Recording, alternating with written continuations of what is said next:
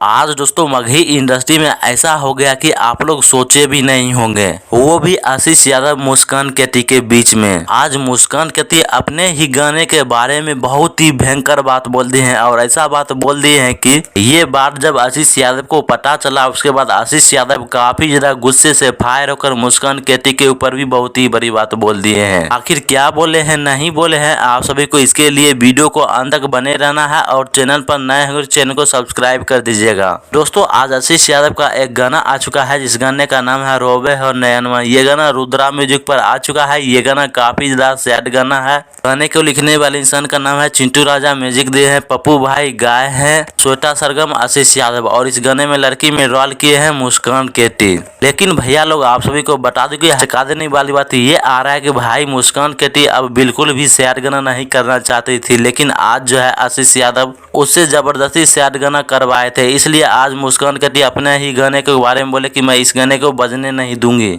और इस पर आशीष यादव बोले कि तुम पगला गई हो, कि तुम्हारा दिमाग माथा काम नहीं कर रहा है क्या, तुम बोल रही अपने ही गाने के बारे में, इतना बड़ा बात बोल दिया। ऐसे दोस्तों आपकी क्या प्रक्रिया है, आप सभी जरूर कमेंट बॉक्स में बताइएगा।